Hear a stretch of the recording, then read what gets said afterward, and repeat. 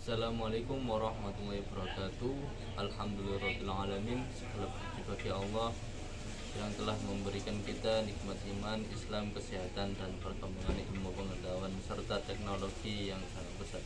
Salawat serta salam semoga senantiasa tercurah kepada Nabi Muhammad SAW, keluarga, sahabat, dan seluruh umatnya hingga akhir zaman. Yang saya hormati Bapak dosen pengampu mata kuliah studi hadis, yaitu Bapak Muhammad Syarif MPDI. Pada kesempatan kali ini saya akan menjawab soal UAS semester genap, soal yang nomor 2 tentang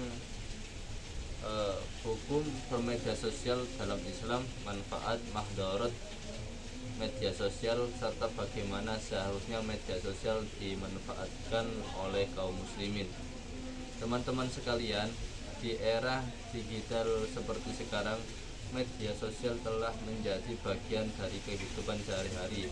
Hampir semua orang menggunakan media sosial baik untuk berkomunikasi, mencari informasi, belajar, bekerja, maupun sebagai hiburan.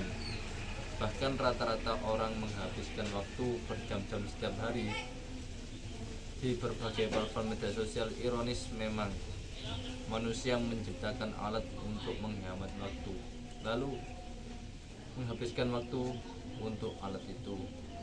Lalu muncul pertanyaan, bagaimana hukum menggunakan media sosial menurut Islam? Dalam Islam, hukum asal media sosial adalah mubah atau boleh, karena media sosial hanyalah sebuah sarana atau alat. Yang menentukan hukumnya adalah cara dan tujuan penggunaannya.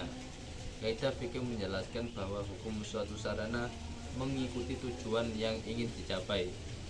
Artinya, apabila media sosial digunakan untuk berdakwah, mencari ilmu, menjalin silaturahim, berbagai informasi yang benar, atau menjalankan usaha yang halal, maka penggunaannya dapat bernilai ibadah atau berpahala. Sebaliknya, apabila media sosial digunakan untuk menyebarkan hoax, fitnah, ghibah, ujaran kebencian, penipuan, pembukaan aib orang lain, atau menyebarkan konten yang bertentangan dengan syariat, maka penggunaannya menjadi haram dan pelakunya akan dimintai pertanggungjawaban di hadapan Allah Subhanahu wa taala.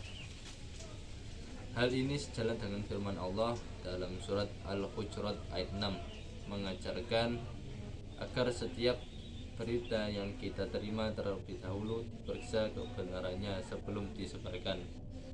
Selain itu, Rasulullah SAW juga bersabda, barang siapa yang beriman kepada Allah dan hari akhir, hendaklah ia berkata yang baik atau diam. Hadis ini sangat relevan dengan kehidupan digital saat ini. Sebelum kita menulis komentar, membagikan unggahan, atau membuat konten, hendaknya kita bertanya kepada diri sendiri, apakah ini benar? Apakah ini bermanfaat?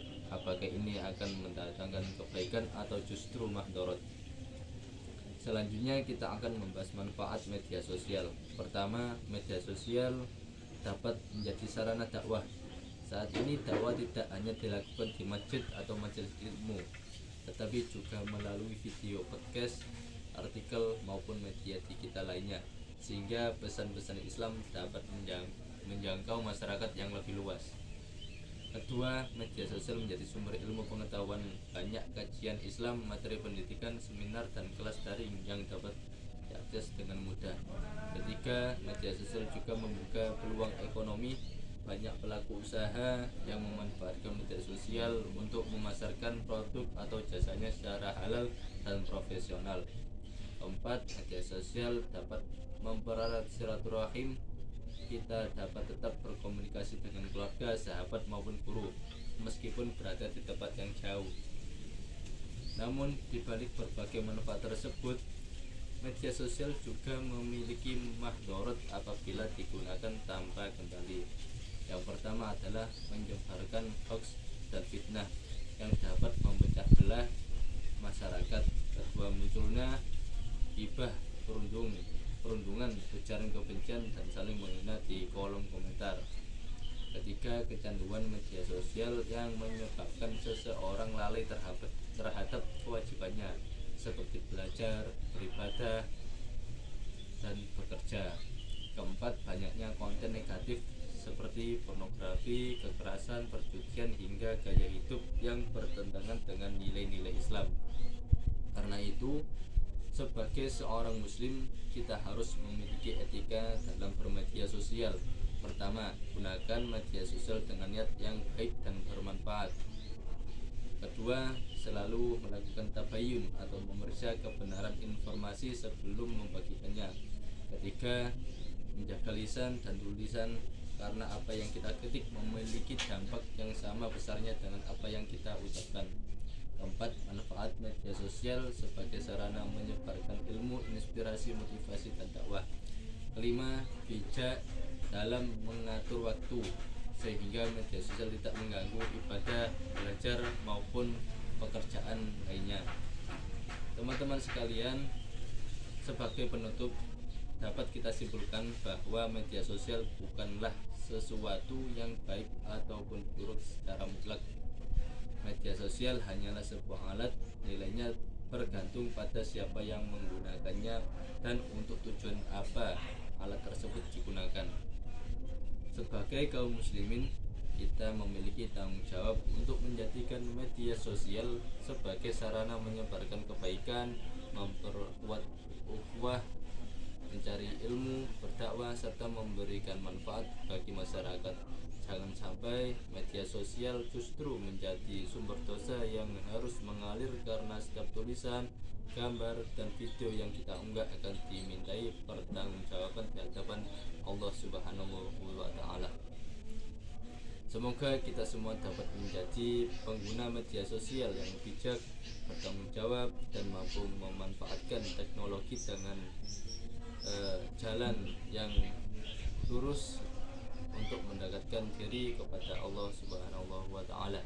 Sekian yang dapat saya sampaikan.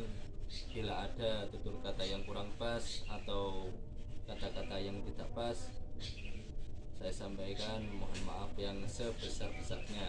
Saya akhiri. Assalamualaikum warahmatullahi wabarakatuh.